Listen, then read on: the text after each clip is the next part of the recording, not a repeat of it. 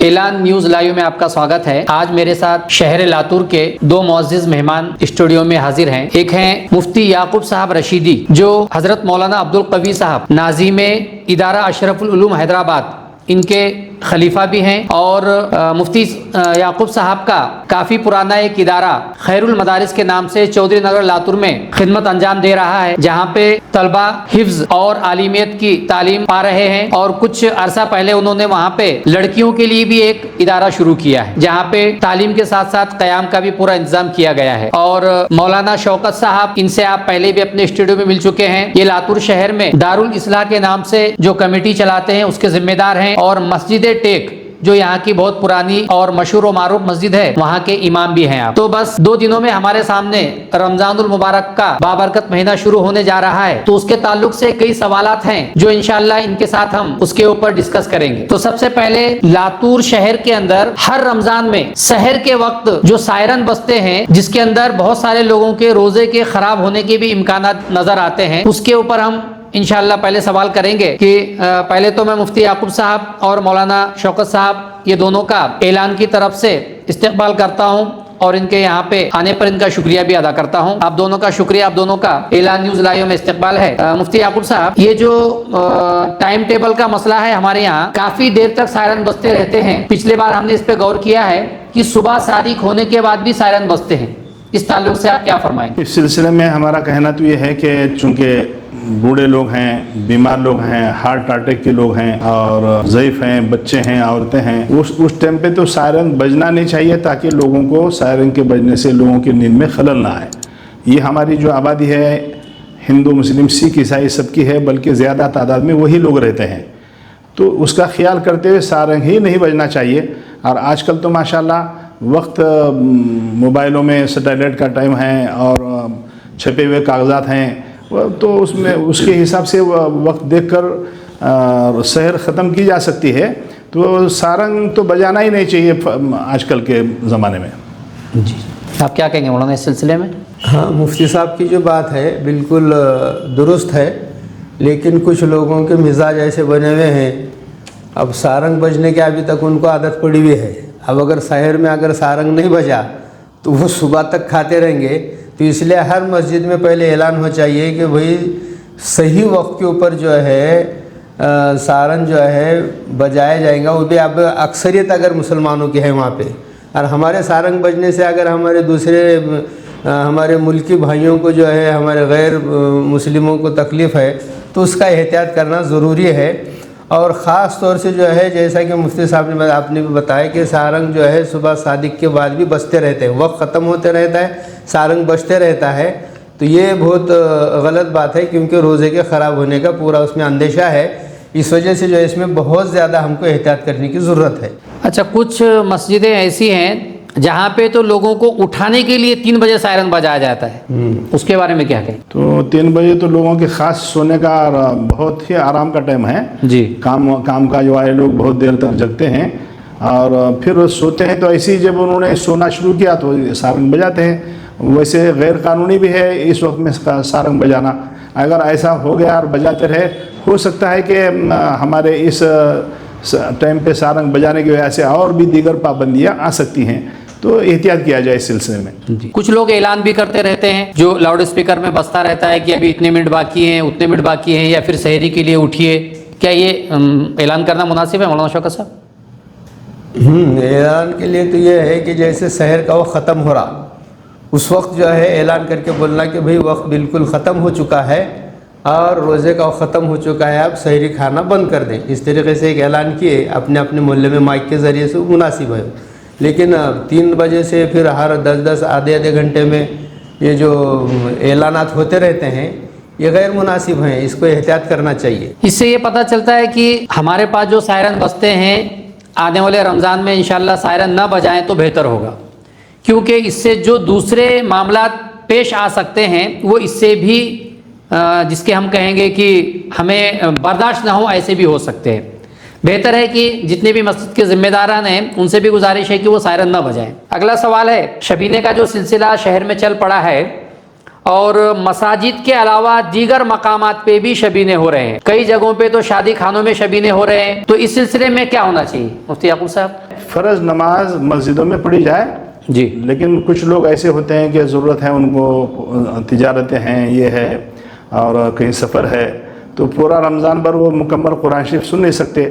चंद दिनों में वो सुन करके तरावी भी कहीं भी पढ़ सकते हैं आगे पीछे, लेकिन कुरान शरीफ पूरा महीना मुकम्मल नहीं सुन सकते क्योंकि उनका एक जगह ठिया नहीं है। तो उन लोगों के लिए बेहतर ये है कि वो इशा की नमाज़ अपने अपने करीब में मस्जिद में पढ़ें और इशा की नमाज़ पढ़ के चले जाएं और फिर उसके बाद शबीना रखें, अपने अपने वक्त के हिसाब से इमाम साहब को तय करें कि फ़लाँ जगह फंक्शन हॉल में वो है शबीना है या फलां जगह पर है, और इससे सुनने का मौका मिलेगा। जो लोगों को सुनने का मौका नहीं मिलता, इस बहाने से सुनने का मौका मिलेगा। अगर इसको बंद किया जाए इस सिलसिले को, तो इन लोगों को जो सफ़र वाले हैं या कुछ तकाजे वाले हैं, वो कुरान शरीफ ही सुनने का मौका नहीं मिलेगा। तो अच्छा है, इस बहाने से माशाल्लाह कुरान शरीफ सुनने का मौका मिल रहा है, करना चाहिए शबीना। अच्छा, एक अहम सवाल ये रमज़ान के ताल्लुक से ही नहीं है बल्कि साल के 12 महीने हम अक्सर सुनते हैं कि मस्जिदों में जो अजानें होती हैं वो मौज़न साहिबान, उसमें हो सकता है कि उलमा या हुफ़ाज़ तो उसमें अक्सर नहीं होते हैं। मौज़न जो मसाजिद में रखते हैं अक्सर वो बेचारे ऐसे होते हैं कि उनको तलफ़ुज़ तो छोड़िए, अल्फाज भी सही अदा उन्हें करने नहीं आते हैं जो अजान के अल्फाज होते हैं।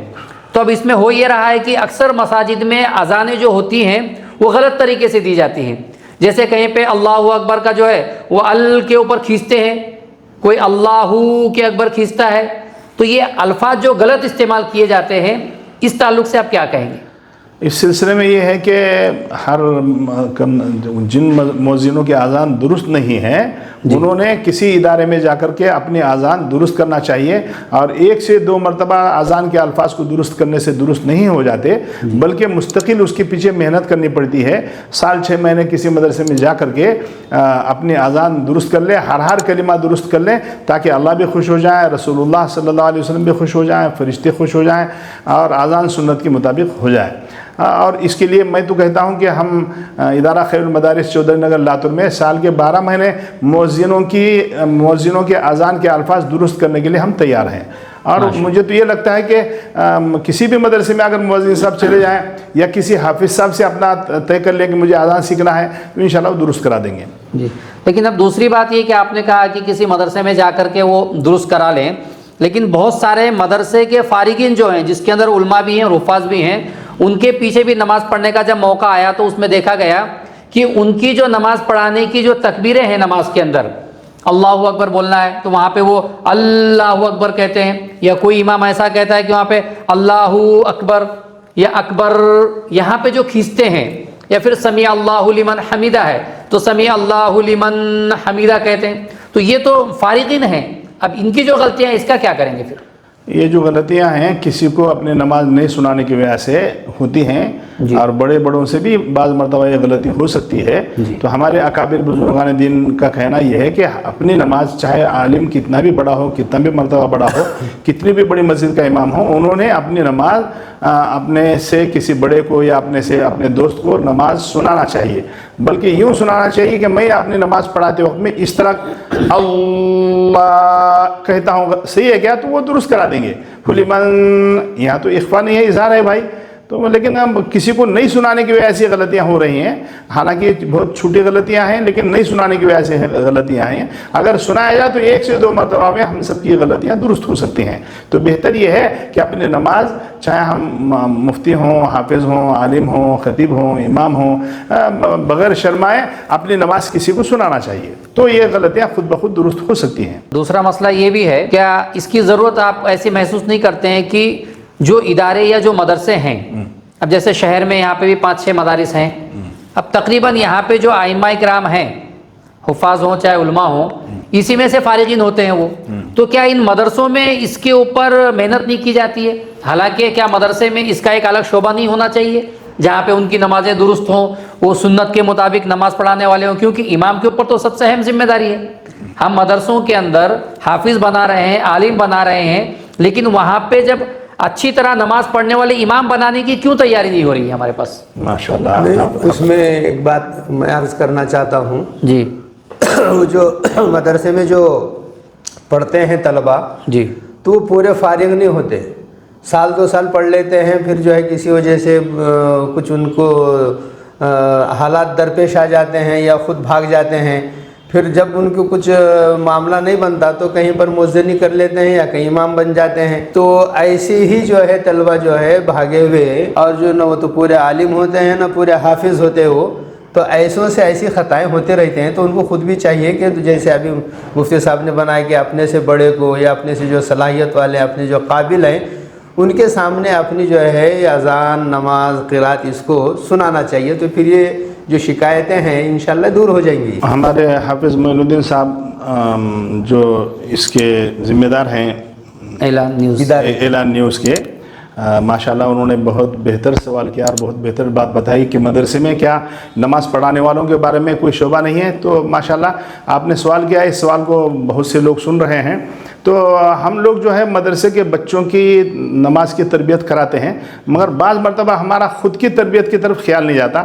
تو میں درخواست کرتا ہوں ہمارے محتمم صاحبان سے یا ناظم نظما سے کہ مہینے میں یا 6 مہینے میں ایک آدھ مرتبہ ہم مدرسین اور ہم علماء کرام کسی کمرے میں بیٹھ کر ایک دوسرے کو نماز سنائیں. تو ہم سے بھی بعض مرتبہ چاہتے نہ چاہتے کوئی غلطی ہو سکتی ہے، تو وہ غلطی درست ہو جاتی ہے. تو بغیر شرمائے ہمارا بھی سال بھر میں 1 مرتبہ، سال بھر میں 2 مرتبہ ہم خود علماء کا جس مدرسے سے جو علماء متعلق ہیں وہ اپنے ہی ناظم صاحب کے ساتھ بیٹھ کر کے سال میں 1 ہی مرتبہ کافی ہے. تو پھر وہ غلطیاں جو نہیں ہونا چاہیے وہ نہیں ہوں گی انشاءاللہ. وجہ سے مولانا نے کہا کہ کچھ بچے جو بیچ میں سے ہی مدرسہ چھوڑ دیتے ہیں طلبہ، اس کے بعد وہ امامت کرتے ہیں، تو کیا ایسے لوگوں کو امامت پہ رکھنا مناسب ہے؟ وہ مسجد کے جو کمیٹی والے ہیں ان کو تو پتہ نہیں چلتا نا، یہ بچہ بھاگ گیا ہوا ہے، چھوڑا ہوا ہے، مکمل حافظ ہے، مکمل حافظ نہیں ہے. تو جو لوگ امامت کے لیے کہیں طے ہو رہے ہیں انہوں نے امامت کی ذمہ داری آنے کے بعد اپنے آپ کو اٹینشن رکھنا چاہیے اور نماز کی درستگی کر کے پھر نماز پڑھانا چاہیے. تو کیا میرا ایک اور سوال یہ بھی ہے کہ یہ ایسا نہیں ہونا چاہیے کہ ہر ضلع لیول پہ کوئی ایسی کمیٹی بنے جس کے اندر علماء ہوں، جس کے اندر شہر کے معتبر لوگ ہوں، تاکہ جہاں پہ بھی جو امام چاہیے وہاں سے کانٹیکٹ کیا جائے، تاکہ وہ لوگ ایسے لوگوں کو اس مسجدوں میں بھیجیں جو واقعی میں حافظ عالم ہو یا جن کی اصلاح ہو گئی ہو یا جو نماز پڑھانے کے اہل ہوں. کیا یہ نہیں ہو سکتا؟ ہو سکتا، بہت اچھی بات ہے، یہ بھی ایسا بھی ہونا چاہیے. ماشاءاللہ ماشاءاللہ. اور اس پہ عمل بھی ہونا چاہیے، بالکل ہونا چاہیے، کیونکہ یہ ضروری بھی ہے. صحیح بات. کیونکہ بعض دفعہ ایسا بھی ہوا ہے، کچھ شہروں کی جو شکایتیں ملی ہیں کہ وہاں پہ امام کسی باہر سمجھیے صوبے سے آیا ہوا ہے، راجیہ سے آیا ہوا ہے، اور اس کے بارے میں یہاں کے لوگوں کو یا کمیٹی کے لوگوں کو کچھ پتہ نہیں ہے. سمجھیے ایک مثال کے طور پہ ابھی لاتور مہاراشٹر سے ہم بات کر رہے ہیں، تو یہاں پہ کوئی بہار یا یوپی سے کوئی ایک امام یا بنگال سے، آسام سے کوئی امام آ کے امامت کر رہا ہے. اب اس کے تعلق سے یہاں کے لوگ بھی جانتے نہیں ہیں یہ حافظ یا عالم ہے یا نہیں، یہ تو بات کا مسئلہ ہے، لیکن وہ مسلمان ہے کہ نہیں ہے یہ بھی پتہ نہیں چلتا ہے.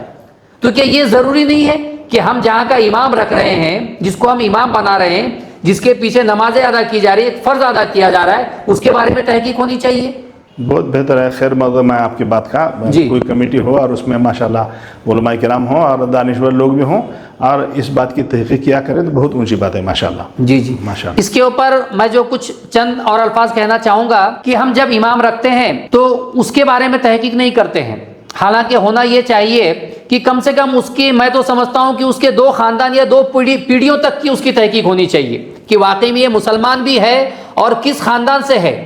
ورنہ ہو یہ رہا ہے کہ ہمارے پاس جو امامت کرنے کے لیے لوگ آتے ہیں، کوئی بتاتا ہے بہار کا ہوں، کوئی بتاتا ہے یوپی کا ہوں، کوئی بتاتا ہے بنگال کا ہوں، کوئی آسام کا ہوں، لیکن وہ مسلمان ہے یا نہیں ہے یا کس مقصد سے یہاں پہ آیا ہوا ہے ہمیں اس بات کا بھی پتہ نہیں چلتا ہے. اور ایسے ائمہ آنے کے بعد اکثر یہ کرتے ہیں کہ آپس میں وہاں کی عوام میں نا اتفاقی پیدا کرتے ہیں اور مسائل یا مسلکوں کو لے کر کے جھگڑے بھی لگاتے ہیں. تو بہتر ہے کہ ہمارے جو ذمہ دار، مسجد کے ذمہ داران ہیں، وہ چاہے کسی بھی مسلک کا ہو، یہ ضروری نہیں ہے کہ وہ کسی ایک مسلک کے اوپر ہم بات نہیں کر رہے، وہ جس بھی مسلک کا امام ہے تو کم سے کم وہ امام آنے کے بعد آپ جس علاقے سے اسے لا رہے ہیں یا جس علاقے سے وہ امام آ کے آپ کے پاس حاضر ہوا ہے، اس علاقے میں اپنے نمائندوں کو بھیج کے تحقیق کرائیں کہ یہ فلانے کا بیٹا یا فلانے کا پوترا حقیقت میں ہے یا نہیں ہے، یہ یہاں کا ہے یا نہیں ہے، یہ پھر جس ادارے سے وہ فارغ ہے اس ادارے سے بھی اس کی تحقیق کرانی چاہیے کہ واقعی میں یہ آپ کے ادارے سے فارغ ہے یا نہیں ہے. تو اس سے ہماری نمازیں بھی درست ہوں گی اور آئندہ جو مسائل پیدا ہوتے ہیں اس سے بھی ہم بچ سکتے ہیں۔ تو آتا ہوں میں اگلے سوال کی طرف۔ مکاتب کا جو ایک ہمارے پاس آج کل بہت بڑا کام چل رہا ہے، لیکن مکاتب کے اندر بھی جو مسائل پیدا ہو رہے ہیں اس تعلق سے بھی کہ مکاتب میں پڑھانے والے کیا کر رہے ہیں، کیا اسی جس طرح ہم نمازوں کے لیے اماموں جو ہونے چاہیے اہل ان کو رکھ رہے ہیں، تو مکاتب کے لیے بھی ہمیں کیا اس کے اہل لوگوں کی ضرورت نہیں ہے؟ ہاں ماشاءاللہ بالکل ضرورت ہے جی۔ اور یہ ہے کہ ان کے جو بھی مکاتب ہیں کام تو بہت اچھا ہو رہا ہے اور اس کی ضرورت بھی ہے، اور بہت سی جگہوں پر مکاتب کو چلانے والوں کے ذمہ دار بھی ہیں، اس کے ناظم بھی ہیں، جی جی، اور ناظم بہت اچھا لے کر چل رہے ہیں۔ جی، لیکن جس مکتب کا کوئی ذمہ دار نہیں ہے، جی، خود ایک مدرس ہی اس کا ذمہ دار ہے، تو تھوڑی وہ چیز ہو سکتی ہے۔ ہر چیز کا کوئی نہ کوئی ذمہ دار ہونا چاہیے، تو ایک مکتب، دو مکتب، اور ذمہ دار وہ تو عالم ذمہ دار، جی، وہ دیکھا کریں مکتب میں صحیح تعلیم ہو رہی نہیں ہو رہی، بچوں کا سبق آگے بڑھ رہا ہے نہیں بڑھ رہا ہے، کیا بچے کب سے پڑھ رہے ہیں، کب سے کتنے دنوں میں یہ بچہ کہاں تک پہنچا ہے، اس کی تحقیق وہ ذمہ دار حضرات یعنی علماء حضرات کرنا چاہیے، تو اس سے بہت بڑا اور فائدہ ہو سکتا ہے۔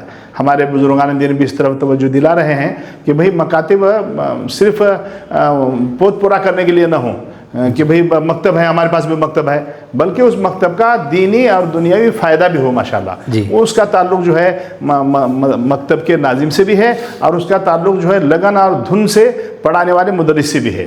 تو یہ اگر ہو جائے تو انشاءاللہ مکتب سے بہت بڑا فائدہ اور اس سے زیادہ بڑا فائدہ رونما ہو سکتا ہے۔ اب آپ کی طرف سے مولانا شوکت صاحب آپ کوئی میسج دینا چاہتے ہیں؟ جو باتوں پہ ڈسکس ہوئی ہے اس میں آپ کے ذہن میں کوئی ایسی بات ہو جو آپ بتانا چاہیں تو بتا سکتے ہیں۔ باتیں تو جو ہے قریب سب ٹھیک ہی ہو چکی ہیں۔ جی، اب ویسے تو کسی چیز کو لے کے ایک دم تو جو اصلاح نہیں ہوتی، اس کے لیے جو یہ چاہتے ہیں کہ میرے اندر کچھ نہ کچھ خامی ہے، تو ان کو خود کو بھی چاہیے کہ تھوڑی کوشش کریں وہ، اور ہمیشہ جو ہے اپنے سے زیادہ علم والوں سے ربط رکھنا چاہیے۔ ماشاءاللہ۔ ویسے عوام نے بھی جو رکھنا چاہیے علماء سے، اور علماء نے بھی جو ہے اپنے سے زیادہ جو باصلاحیت ہیں، دیندار ہیں، ان سے ملتے جلتے رہنا چاہیے۔ کبھی دینی مسائل کے اوپر ان کی جو ہے آپس میں گفت و شنید بھی ہوتے رہنا چاہیے، تو اس سے بڑا فائدہ ہوگا۔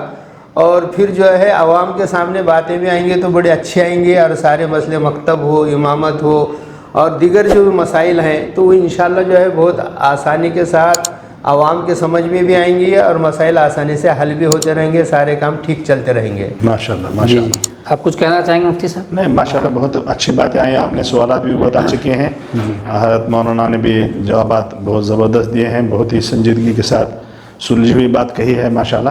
جی، اور تو کچھ کہنا نہیں ہے۔ آخر میں آپ سبھی مسجد کے ذمہ داران سے ہماری گزارش یہی رہے گی کہ آپ جو امام رکھ رہے ہیں، مؤذن رکھ رہے ہیں، بہتر ہے کہ وہ پوری طرح اہل ہوں اس کا خیال رکھیں، اور ذمہ داران ائمہ کرام کو ایسی تنخواہیں بھی دیں جس سے ان کی پوری ضرورتیں بھی ہو۔ اکثر ہوتا یہ ہے کہ کم پیسوں کے لیے یا سستا امام ڈھونڈنے کی وجہ سے بھی مساجد کے اندر اہل امام نہیں پہنچ پاتے ہیں، اس کا بھی خیال رکھا جائے۔ ماشاءاللہ۔ اعلان نیوز میں مولانا شوکت صاحب اور مفتی یعقوب صاحب آپ تشریف لائے، آپ دونوں کا بہت بہت شکریہ۔ اور چند ہی یعنی کہ 2 ہی دنوں کے بعد یا چند گھنٹوں کے بعد کہیں تو چلے گا کہ انشاءاللہ ماہ رمضان کی آمد ہو رہی ہے، اور اس تعلق سے بھی اعلان نیوز لائیو میں سحر سے پہلے روزانہ ایک حقوق العباد کے تعلق سے حدیث اور انشاءاللہ حالات حاضرہ کے تعلق پہ ایک مسئلہ پیش کیا جائے گا۔ دیکھتے رہیے اعلان نیوز لائیو۔ اعلان نیوز لائیو، ہماری خبر آپ کا حوصلہ۔